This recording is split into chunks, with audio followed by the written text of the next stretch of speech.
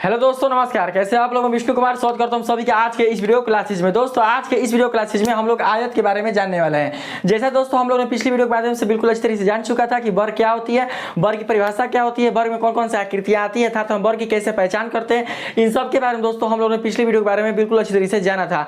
आज के इस वीडियो के माध्यम से मैं आप लोग को आयत के बारे में बताने वाला हूँ। दोस्तों जो आयत है वो भी एक प्रकार का दोस्तों वर्ग के भांति ही ज्यामितीय आकृति होती है, जिसे दोस्तों हम लोग इसके परिभाषा के माध्यम से समझने का प्रयास करेंगे। तो आइए सबसे पहले हम लोग क्या करते हैं, आयत को परिभाषा के माध्यम से समझते हैं कि जो आयत होता है वो वास्तव में होता क्या है। ठीक है, तो दोस्तों यहाँ पर देख सकते हैं कि आयत की जो परिभाषा है कुछ इस प्रकार से यहाँ पर कही गई है।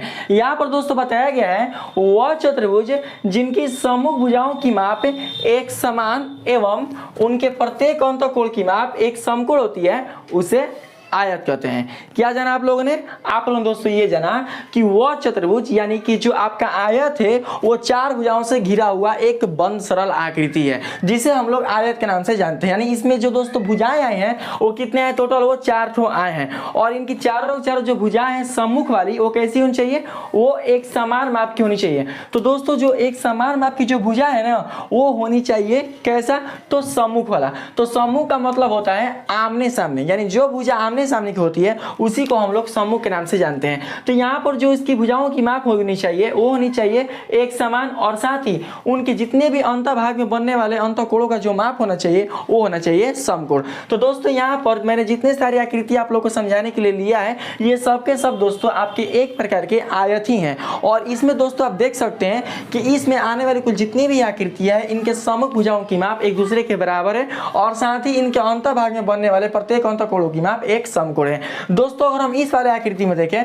तो इस आकृति में आप देख सकते हैं कि ये जो आकृति है दोस्तों वो एक प्रकार का आयत है। क्यों? क्योंकि दोस्तों इसमें आपका 4 भुजाएं आए हैं, यानी यह एक प्रकार का चतुर्भुज है। और इस चतुर्भुज में आप देख सकते हैं कि जो दोस्तों A B B C C D D A इन चारों भुजाओं में जो इनके सम्मुख वाले भुजा हैं ए बी और सी डी और बी सी और ए डी, कहने का मतलब कि ए बी के सम्मुख है दोस्तों सी डी और बी सी के सम्मुख है दोस्तों ए डी। तो ए बी के सम्मुख जो सी डी है वो क्या है? आपस में एक दूसरे के बराबर है। यानी यहाँ पर दोस्तों जो आप यहाँ पर डबल निशान वाला जो आप देख रहे हैं, ये वाला डबल निशान वाला, ये आपसे यही कह रहा है कि हमारी जो दोनों भुजाएं हैं वो आपस में क्या है? बराबर है। तो दोस्तों ये जो दोनों को दो जो आप भुजा देख रहे हैं वो क्या है? एक दूसरे के सम्मुख है, यानी कि आमने सामने है। तो आमने सामने होने के कारण हम बोल सकते हैं कि ए बी जो भुजा है वो सी डी के क्या है? समान है, यानी कि बराबर है। और साथ ही दोस्तों आप इसी आकृति में देखते हैं कि जो बी सी भुजा है वो ए डी भुजा के भी बराबर है, यानी कि BC के सम्मुख कौन है? AD, यानी BC के सामने है AD भुजा।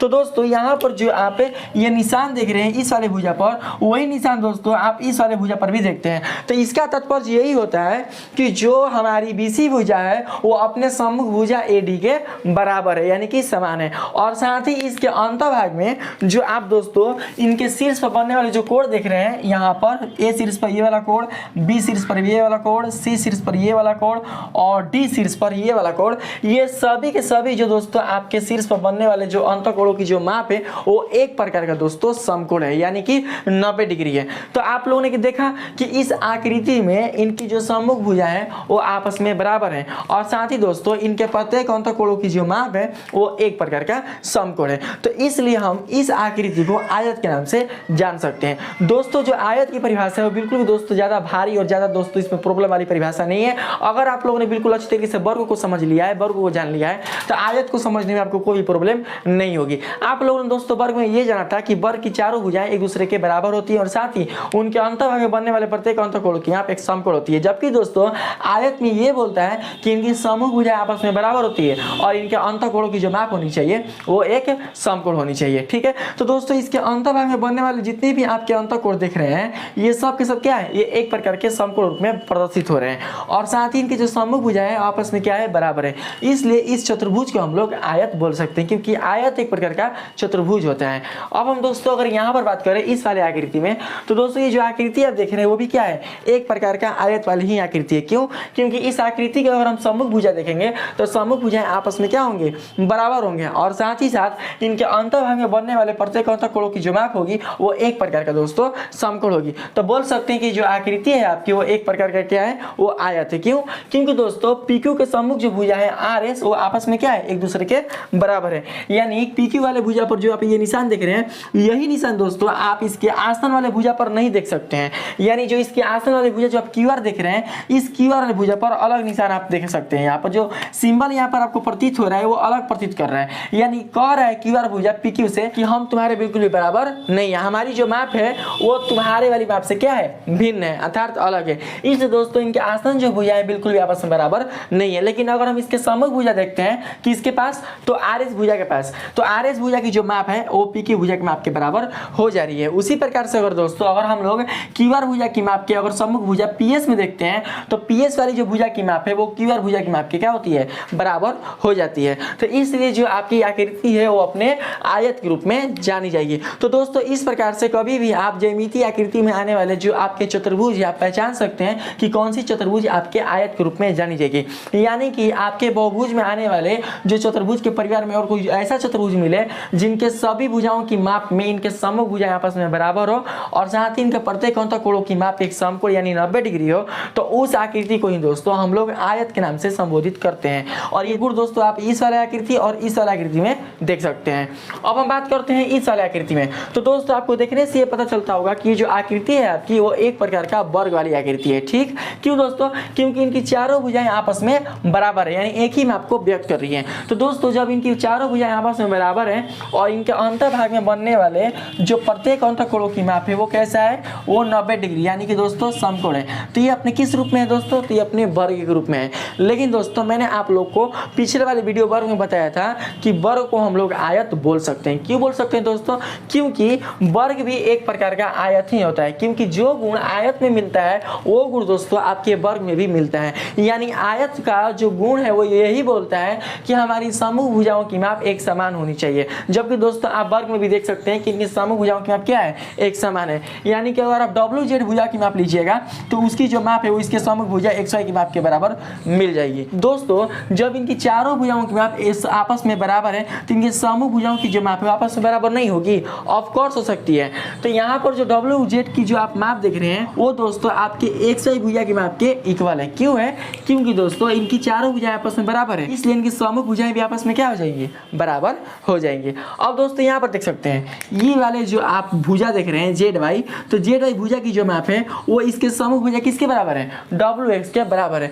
तो हो सकता है ना वर्ग में इनकी समूह भुजाओं की माप क्या, एक दूसरे के बराबर। और आप सभी जानते हैं कि कोई भी अगर आप वर्ग लीजिएगा तो इनके अंतःभाग में बनने वाले प्रत्येक अंतःकोणों की जो माप होगी वो दोस्तों समकोणी होगी। इसलिए हम लोग इस वर्ग को आयत बोल सकते हैं। तो आप बिल्कुल भी दोस्तों अपने माइंड में सस्पेंशन मत रखिएगा कि अगर कोई आकृति वर्ग के रूप में मिलेगा तो उसको हम लोग आयत नहीं बोलेंगे दोस्तों, उसे हम लोग आयत बोल सकते हैं। लेकिन हाँ, हम एक आयत को बिल्कुल भी वर्ग नहीं बोल सकते। इसलिए कहा भी जाता है कि सभी वर्ग एक आयत हो सकते हैं लेकिन सभी आयत एक वर्ग कभी नहीं हो सकते हैं। क्यों, क्योंकि दोस्तों जो सभी आयत हैं वो वर्ग के गुण को बिल्कुल भी फॉलो नहीं करते हैं, जबकि जो आपके वर्ग हैं वो आयत के गुण को फॉलो करते हैं। ठीक है, और उसी प्रकार से दोस्तों अगर आप इस वाले आकृति में देखते हैं तो ये भी आकृति दोस्तों आपके एक प्रकार का आयत के रूप में ही जानी जाती है। यानी कि इनके भी जो सम्मुख भुजा है वो आपस में बराबर है और साथ ही इनके अंतःभाग में बनने वाले प्रत्येक अंतःकोणों की जो माप है वो 90 डिग्री है। इसलिए दोस्तों इस आकृति को हम लोग आयत के नाम से संबोधित करेंगे। आइए थोड़ा सा हम लोग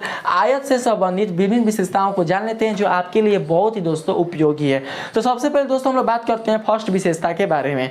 तो दोस्तों यहाँ पर जो आप फर्स्ट विशेषता देख रहे हैं वो इस प्रकार से जो आपके सामने प्रस्तुत की गई है। यहाँ पर दोस्तों कहा जा रहा है प्रत्येक आयत की सम्मुख भुजाएं एक समान एवं उनके सभी अंतःकोणों की माप एक समकोण होती है। तो दोस्तों मैंने आप लोग को अभी इसके परिभाषा के माध्यम से बताया कि अगर कोई भी अगर आपको आयत वाली आकृति अगर दिखेगी तो उनके दोस्तों समूह भुजाओं की माप एक दूसरे के बराबर होगी और साथ ही साथ दोस्तों इनके अंतःभाग में बनने वाले प्रत्येक अंतःकोणों की माप एक समकोण होगी। आप लोगों को ज्यादा बताना नहीं पड़ेगा, आप ये चीज समझ सकते हैं। जो आप यहाँ पर ये कोण वाला जो आप दोस्तों यहाँ पर सिंबल देख रहे हैं संकेत, ये अपने 90 डिग्री के स्वरूप को प्रदर्शित करता है। इसलिए बोल सकते हैं कि इसके अंतःभाग में जो हमारे कोण दिख रहे हैं वो कैसा दिख रहे हैं, वो दोस्तों 90 डिग्री वाले माप के दिख रहे हैं। ठीक है, तो ये था इसकी पहली विशेषता, आप लोग इसको समझ कर रखिएगा।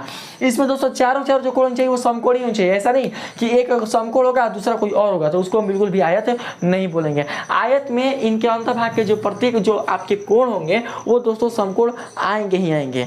ठीक, अब हम बात करते हैं यहाँ पर बी नंबर विशेषता में। तो दोस्तों बी नंबर विशेषता में आपसे कहा जा रहा है आयत के विकर्ण भी समान लंबाई के ही होते हैं। तो दोस्तों आप लोगों ने जाना कि समानांतर चतुर्भुज के जो विकर्ण होते हैं वो समान लंबाई के होते हैं। तो दोस्तों जब समानांतर चतुर्भुज के विकर्ण समान लंबाई के होते हैं तो आयत के विकर्ण समान लंबाई के नहीं होंगे। क्यों? क्योंकि दोस्तों आपका जो आयत है वो भी एक प्रकार का समानांतर चतुर्भुज ही है। मैंने आप लोग बताया था ना कि आयत क्या है, एक प्रकार का समानांतर चतुर्भुज है, वर्ग भी क्या है, एक प्रकार का समानांतर चतुर्भुज है। क्यों दोस्तों?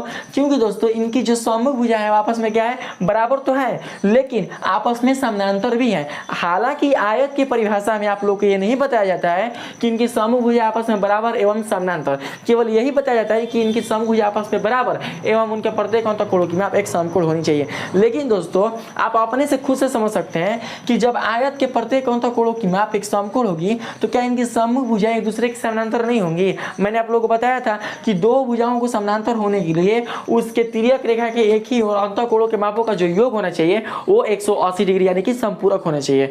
तो दोस्तों आप देख सकते हैं कि अगर हम इधर दो भुजा लेंगे PS और QR तो इन दोनों भुजाओं के लिए जो तिर्यक रेखा होगी वो SR और PQ होगी। ठीक है दोस्तों, तो आप देख सकते हैं कि PQ के एक ही ओर बनने वाले अंतःकोणों की माप कितना है। देखिए यहाँ पर एक कोण बन रहा है तो ये कितना है दोस्तों 90 डिग्री, और यहाँ पर एक कोण बन रहा है तो वो कितना है दोस्तों 90 डिग्री। आज दोनों को हम जोड़ेंगे तो हमारा मान निकल कर आएगा कितना, तो 180 डिग्री। क्यों? क्योंकि कोण P की माप है 90 डिग्री और कोण Q की माप कितना है 90 डिग्री। आज दोनों को जोड़ने से हमारा जो माप निकल कर आता है वो निकल कर आता है दोस्तों 180 डिग्री। उसी प्रकार से अगर हम कोण S की माप को और कोण R की माप को अगर हम ऐड करें तो दोनों का माप कितना है 90 डिग्री है, इसलिए इसका भी माप कितना पकड़ेगा, तो 180 डिग्री ही पकड़ेगा। तो दोस्तों आपके PS भुजा और QR भुजा की तिर्यक रेखा के एक ही ओर बनने वाले जो अंतःकोण है उनके मापों का योग 180 डिग्री प्राप्त होने के कारण हम बोल सकते हैं कि ये दोनों भुजाएं एक दूसरे के समानांतर हैं। तो जब इनके सम्मुख भुजा आपस में बराबर है और साथ ही समानांतर भी है तो बोल सकते हैं कि आयत एक प्रकार का समानांतर चतुर्भुज है। और जब समानांतर चतुर्भुज के विकर्ण आपस में बराबर होते हैं तो क्या आयत के विकर्ण आपस में बराबर नहीं होंगे? तो इस प्रकार से दोस्तों हम समझ सकते हैं कि जो आयत के विकर्ण होते हैं वो आपस में क्या होते हैं, समान लंबाई के होते हैं। और साथ ही दोस्तों आप ये भी जानते हैं कि जो समानांतर चतुर्भुज के जो विकर्ण होते हैं वो एक दूसरे को क्या करते हैं, समद्विभाजित करते हैं। दोस्तों जब समानांतर चतुर्भुज के विकर्ण एक दूसरे को समद्विभाजित करेंगे तो आयत के विकर्ण क्या करेंगे, एक दूसरे को समद्विभाजित करेंगे। क्यों? क्योंकि दोस्तों आयत एक प्रकार का समानांतर चतुर्भुज है, इसलिए जब समानांतर चतुर्भुज के विकर्ण एक दूसरे को समद्विभाजित करेंगे तो आयत के विकर्ण क्या करेंगे, एक दूसरे को समद्विभाजित करेंगे। इसलिए दोस्तों मैंने यहाँ पर विशेषता के माध्यम से आप लोगों को बताया है कि आयत के विकर्ण एक दूसरे को समद्विभाजित तो करते हैं किंतु समकोण पर नहीं। दोस्तों इस चीज को आप लोग हमेशा याद रखिएगा कि अगर कोई आपसे बोले कि आयत के जो विकर्ण होते हैं वो क्या एक दूसरे को समकोण पर समद्विभाजित करते हैं, और क्वेश्चन भी अगर आएगा कि क्या आयत के विकर्ण एक दूसरे को समकोण पर समद्विभाजित करते हैं, तो दोस्तों बिल्कुल भी नहीं करते हैं। ये दोस्तों स्थिति तभी संभव होगी जब वो आपका चतुर्भुज एक प्रकार का सम होगा, और दोस्तों सम चतुर्भुज केवल और केवल वर्ग होता है। तो इसलिए दोस्तों ये बिल्कुल भी आपका वर्ग नहीं है। वर्ग ना होने की स्थिति में इनके जो विकर्ण है दोस्तों एक दूसरे को समद्विभाजित तो करेंगे लेकिन समकोण पर बिल्कुल भी नहीं करेंगे। इस चीज को आप लोग हमेशा याद रखिएगा। ठीक है, अब हम बात करते हैं आगे। देखिए दोस्तों यहाँ पर बताया जा रहा है वर्ग के भांति आयत भी एक प्रकार का समानांतर चतुर्भुज ही होता है। तो दोस्तों मैंने आप लोग को अभी बताया कि समानांतर चतुर्भुज क्यों होती है, क्योंकि दोस्तों आयत की जो सम्मुख भुजा है वो पहले से क्या है, ऑलरेडी आपस में बराबर है, और साथ ही इनके अंतःभाग में बनने वाले प्रत्येक अंतःकोणों की माप समकोण होने के कारण इनकी जो सम्मुख भुजा है आपस में क्या हो जा रही है, समानांतर। और समानांतर चतुर्भुज की परिभाषा भी यही कहती है कि जिस चतुर्भुज की सम्मुख भुजा आपस में बराबर एवं समानांतर होती है वो समानांतर चतुर्भुज होता है। और साथ ही दोस्तों यही गुण आपके आयत में भी मिलता है, यानी इनकी सम्मुख भुजा आपस में बराबर होती है और साथ ही समानांतर भी होती है, इसलिए हम इसे समानांतर चतुर्भुज बोल सकते हैं। ठीक है, अब हम बात करते हैं दोस्तों ई नंबर में। तो ई नंबर में आपसे कहा जा रहा है यदि किसी समानांतर चतुर्भुज का कोई एक कोण समकोण हो तो वह आयत कहलाता है। तो दोस्तों अगर कोई भी अगर आप समानांतर चतुर्भुज लीजिएगा और उस समानांतर चतुर्भुज का अगर कोई एक कोण अगर आपको समकोण मिल जाए तो दोस्तों ऐसा मत सोचिएगा कि वो आपका आयत नहीं होगा। अगर दोस्तों किसी भी समानांतर चतुर्भुज, देखिए मान लेते दोस्तों हम यहाँ पर एक समानांतर चतुर्भुज बनाते हैं, ठीक है, और समानांतर चतुर्भुज का अगर कोई एक कोण आपको अगर समकोण के रूप में मिलता है, समकोण के रूप में, तो दोस्तों हम इसे आयत बोल सकते हैं। क्यों बोल सकते हैं? क्योंकि दोस्तों जब इसका एक कोण समकोण अगर आया है तो इनके प्रत्येक कोण भी क्या होंगे, समकोण होंगे ही होंगे। क्यों होंगे? क्योंकि आप सभी जानते हैं कि समानांतर चतुर्भुज के जो समूह कोण होते हैं आपस में दोस्तों बराबर होते हैं। तो जब दोस्तों समानांतर चतुर्भुज के समूह कोण आपस में बराबर होते हैं तो इसके समूह कौन हो सकता है, देखिए ये जो आप देख रहे हैं ना, इसके समूह कौन हो सकता है, तो इसके समूह दोस्तों आपका 90 ही हो सकता है। क्यों? क्योंकि समूह कोण आपस में क्या होते हैं, बराबर होते हैं। तो ये कितना है, 90 डिग्री है, तो ये भी कितना कितना होगा दोस्तों 90 डिग्री, तभी एक दूसरे के बराबर होंगे, आमने सामने के क्या होंगे कोण आपस में बराबर होंगे। तो दो कोण कैसा हो गया आपका समकोण। अब देखिए बात करते हैं हम लोग इन दोनों कोणों के बारे में। तो दोस्त आप सभी को पता है कि किसी भी चतुर्भुज के अंतःभाग में बनने वाले सभी अंतःकोणों की मापों का जो योग होता है वो दोस्तों 360 डिग्री के बराबर प्राप्त होता है। और जौना में दोस्तों 360 डिग्री में से आपका 180 डिग्री ऑलरेडी पहले से क्या हो चुका है, निकल चुका है। कैसे? क्योंकि मान के चलते हैं कि ए शीर्ष पर आ चुका है आपका 90 डिग्री, सी शीर्ष पर आपका आ चुका है 90 डिग्री। तो 360 डिग्री में से अगर हम 90 ऐड कर निकाल देते कितना बचेगा 180 डिग्री, यानी 180 डिग्री 360 डिग्री में से निकल जाएगा। तो हमारा जो माप बचेगा वो बचेगा दोस्तों कितना, तो 180 डिग्री। और साथ ही आपके इस समानांतर चतुर्भुज में जो आपके बाकी के शेष दो यहाँ पर कोण बचे हैं बी वाले और डी वाले, ये आपस में बराबर में होने चाहिए। तो दोस्तों जो हमारा कोण बचा हुआ है 180 डिग्री, इसको हम किस प्रकार से विभाजित करें कि यहाँ पर दोनों आपस में क्या हो जाए, बराबर हो जाए। तो दोस्तों हम इसका आधा कर देंगे। तो जब हम 180 डिग्री का आधा करेंगे तो कितना आएगा 90 डिग्री। तो जब 90 लेंगे तब एक दूसरे के बराबर होगा। बताइए 180 डिग्री को जब हम दो भागों में तोड़ेंगे 90 के रूप में, तभी क्या होंगे, एक दूसरे के बराबर होंगे। तो इस प्रकार से देख सकते हैं कि इसका एक कोण केवल समकोण होने के कारण इसके बाकी के शेष कोण भी क्या हो चुके हैं, समकोण हो चुके हैं। इसलिए आप लोग हमेशा याद रखिएगा कि यदि किसी समानांतर चतुर्भुज का और कोई एक कोण समकोण हो अंतःभाग वाला, तो वो चतुर्भुज है दोस्तों समानांतर वाला, वो एक प्रकार का आयत कहला सकता है। ठीक है, अब हम बात करते हैं यहाँ पर दोस्तों एफ नंबर में। तो एफ नंबर दोस्तों कहा जा रहा है आयत का कोई एक विकर्ण उसे सर्वांगसम त्रिभुज में विभाजित करता है। दोस्तों यही गुण आपके समानांतर चतुर्भुज में भी मिलता है, यानी समानांतर चतुर्भुज के जो विकर्ण होते हैं दोस्तों, दोनों में से कोई एक, वो क्या करते हैं कि दो सर्वांगसम त्रिभुजों में विभाजित करते हैं। और साथ ही जो आयत है आपका वो एक प्रकार का समानांतर चतुर्भुज है।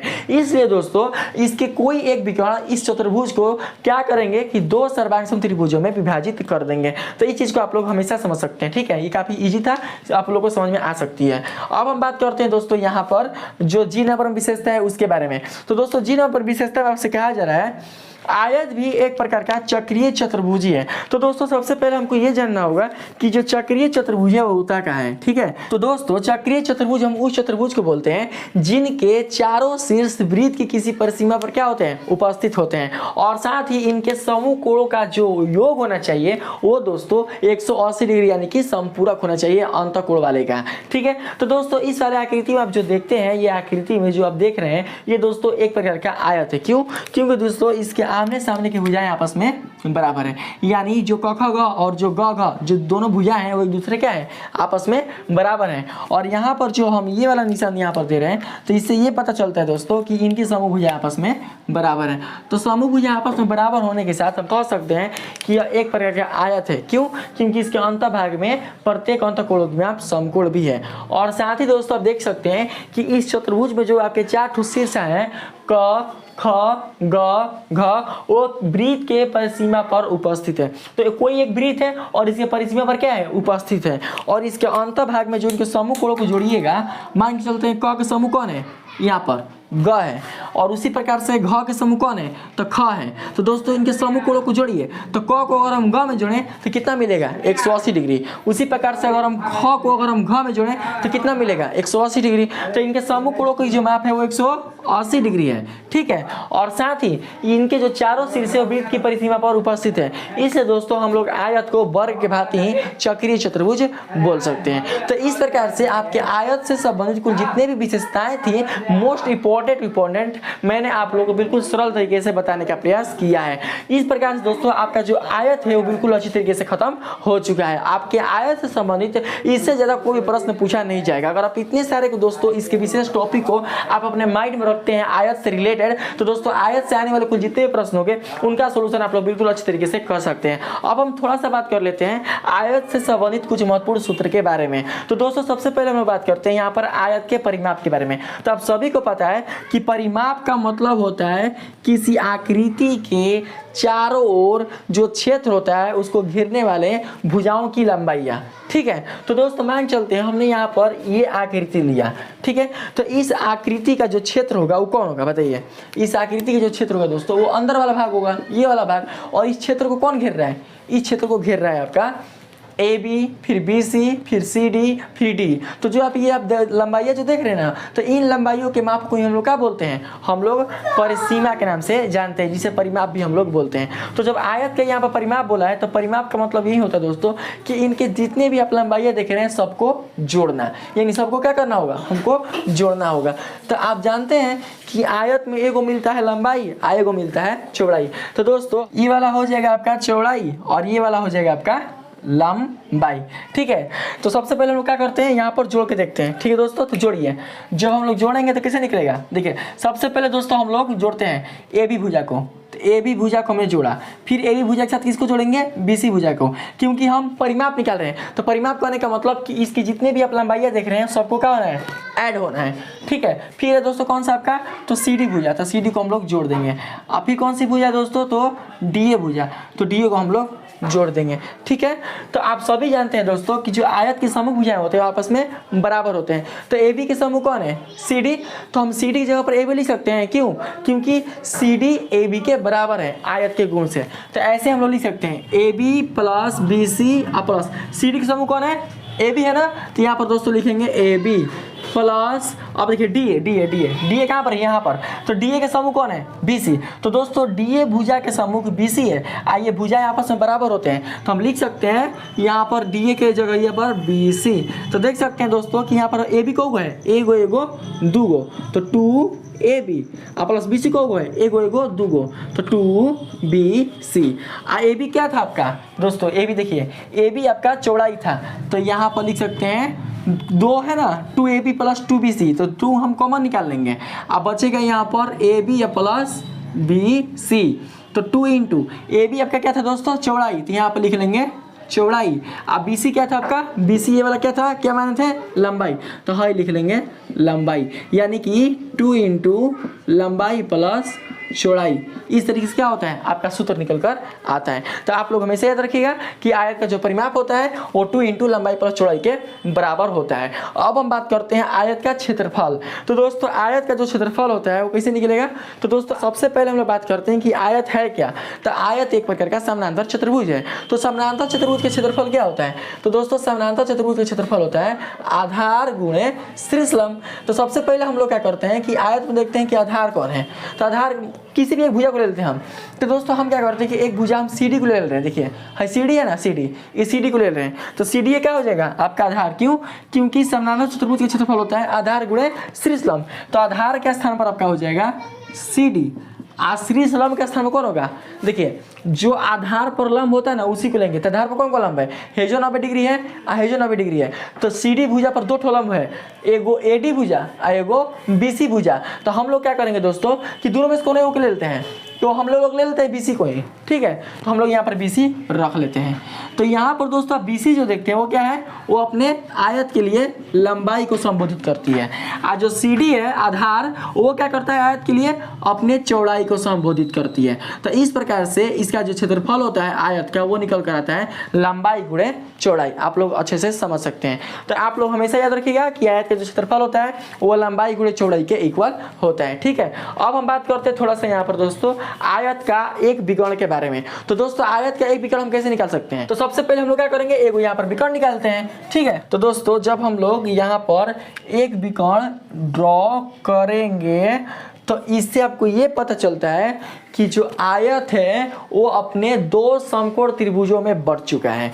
यानी ये वाला त्रिभुज और ये वाला त्रिभुज एक दूसरे के सर्वांगसम तो हैं ही, लेकिन अगर इन दोनों त्रिभुजों में और किसी एक त्रिभुज की अगर हम बात करें तो वो एक प्रकार का समकोण त्रिभुज है। क्यों है दोस्तों, क्योंकि इस त्रिभुज के एक कोण की जो माप है वो कितना है, वो 90 डिग्री है। आपको पता है ना कि किसी भी त्रिभुज की अगर उसके अंतर्भाग में बनने वाला अगर किसी एक कोण का माप अगर 90 डिग्री हो यानी समकोण हो तो वह त्रिभुज समकोण त्रिभुज कहलाता है। तो दोस्तों यहाँ पर ना समकोण बन रहा है ना और यहाँ पर समकोण बन रहा है ना, तो बोल सकते हैं कि दोनों में से कोई एक त्रिभुज क्या है, आपका समकोण है। तो हम यहाँ पर बात करते हैं त्रिभुज ए बी सी में। ठीक है। तो यहाँ पर दोस्तों हम ये वाला जो BC आप जो भुजा देख रहे हैं तो इसको हम लोग क्या मानेंगे, इसको दोस्तों हम लोग लंबाई मानेंगे जैसे कि हमने माना था।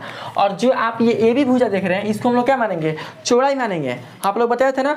तो ऊपर वाला जो भुजा AB की मैप है वो चौड़ाई हो गई और जो BC भुजा है वो आपकी लंबाई हो गई। हाई जो है दोस्तों AC ये क्या है, विकर्ण। तो विकर्ण को हम लोग कर्ण के रूप में जानेंगे, किस लिए, तो समकोण त्रिभुज के लिए। तो दोस्तों त्रिभुज ABC में जो लंबी भुजा आप AC देख रहे हैं ना इसको बोलेंगे हम लोग विकर्ण, AB को बोलेंगे आधार और BC को बोलेंगे लंब। अब पाइथागोरस प्रमेय के अनुसार आप जानते हैं कि पाइथागोरस ने समकोण त्रिभुज के लिए एक सूत्र दिया था जो दोस्तों कर्ण का वर्ग आपके लंब और आधार के वर्ग के योग के बराबर होता है। तो इसको हम लोग यहाँ पर अच्छे से समझ सकते हैं, ठीक है। यानी कि दोस्तों कर्ण का जो स्क्वायर होता है वो होता है किसके इक्वल, तो होता है लंब का होल स्क्वायर और प्लस आधार के होल स्क्वायर के इक्वल। तो दोस्तों जो कर्ण है आपका वो एक प्रकार का चीज है AC, ठीक है। यानी कर्ण को कर्ण छोड़ दीजिए ना, यहाँ पर कर्ण ही रहने दीजिए, ठीक है। और लंब क्या है दोस्तों आपका, स्क्वायर तो उधर भेज दीजिए तो ये रूट में आ जाएगा। लंब देख सकते हैं, लंब क्या है तो BC है, तो हम लोग दोस्तों यहाँ पर BC डाल देंगे। तो BC का होल स्क्वायर। और साथ ही आधार कौन है आपका, आधार देख सकते हैं, आधार आपका AB है, तो हम लोग दोस्तों यहाँ पर AB डाल देंगे। तो AB का होल स्क्वायर।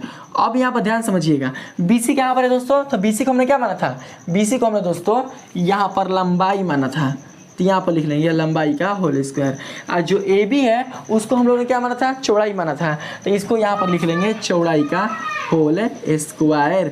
तो इस प्रकार से हम समझ सकते हैं कि अगर किसी आयत की कोई एक विकर्ण अगर निकालना हो तो उसका एक विकर्ण अंडर रूट लंबाई स्क्वायर प्लस चौड़ाई स्क्वायर के इक्वल होता है। तो इस प्रकार से दोस्तों आपके आयत से संबंधित कुल जितने भी महत्वपूर्ण तथ्य थे और साथ ही इससे संबंधित कुल जितने भी दोस्तों मोस्ट इंपॉर्टेंट सूत्र थे मैंने आप लोगों को बिल्कुल सरल तरीके से बता दिया है। मुझे उम्मीद है कि आपको ये वीडियो काफ़ी अच्छी तरीके से समझ में आई होगी। आपको आयत से संबंधित बहुत सारे आपको दोस्तों गुणों को समझने में आपको सफलता मिली होगी।